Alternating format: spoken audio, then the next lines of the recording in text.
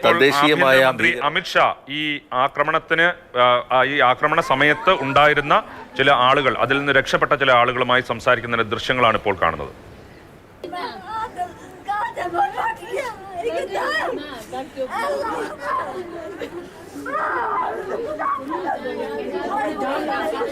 കൊല്ലപ്പെട്ടവരുടെ ബന്ധുക്കളുമായി കേന്ദ്ര ആഭ്യന്തരമന്ത്രി അമിത്ഷാ സംസാരിക്കുകയാണ്. അദ്ദേഹം ഇന്നലെ തന്നെ ശ്രീനഗറിൽ എത്തിയിരുന്നു. ഇപ്പോഴും അമിത്ഷാ ശ്രീനഗറിൽ തുടരുന്നുണ്ട്. കേന്ദ്ര ആഭ്യന്തരമന്ത്രി അമിത്ഷാ കൊല്ലപ്പെട്ടവരുടെ ബന്ധുക്കളുമായി സംസാരിക്കുകയാണ്. 29 ഇന്ത്യൻ പൗരന്മാരെയാണ് ഇന്നലെ 2:45 ജമ്മു കാശ്മീരിലെ പഹൽഗാമിലെ ബൈസരൻ വാലിയിൽ ലഷ്കർ-ഇ-തോയ്ബ പിന്തുണയുള്ള ഭീകരർ വധിച്ചത്.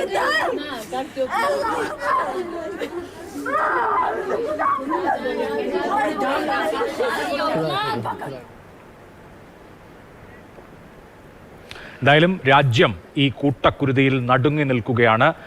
ഒരുപാട് കാലത്തിന് ശേഷം 2019 ശേഷം രാജ്യത്ത് നടന്ന ഏറ്റവും വലിയ ഭീകരാക്രമണമാണ്. കാശ്മീർ നമുക്കറിയാം, കഴിഞ്ഞ വർഷങ്ങളിലൊക്കെ ശാന്തമായിരുന്നു, സമാധാനത്തിലായിരുന്നു. കശ്മീരിൽ ഒരു തെരഞ്ഞെടുപ്പ് നടക്കുകയും ജനാധിപത്യ പ്രക്രിയ വഴി ഒരു പുതിയ സർക്കാർ അധികാരത്തിലെത്തുകയും ചെയ്തു.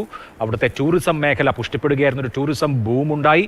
കശ്മീരികൾ അവരുടെ സാധാരണ ജീവിതത്തിലേക്ക് മടങ്ങി. ഈ വെടിയൊച്ചകളുടെയും ചോരചൊലിച്ചുകളുടെയും ഒക്കെ നാളുകളെ കശ്മീർ അതിജീവിച്ചു വന്ന വേളയിലാണ് ലഷ്കർ-ഇ-തോയ്ബ ഈ പ്രഹരം ഏൽപ്പിച്ചിരിക്കുന്നത്. അപ്പോൾ കശ്മീരിൽ സമാധാനം തിരികെ കൊണ്ടുവരിക എന്നുള്ളത് രാജ്യത്തിന്റെ പ്രധാനപ്പെട്ട ദൗത്യങ്ങളിൽ ഒന്നാണ്. വരുന്ന നാളുകളിൽ അതിന് എന്തൊക്കെ നടപടികൾ എടുക്കുമെന്നുള്ളത് വരുന്ന മണിക്കൂറുകളിൽ നമുക്കറിയാം.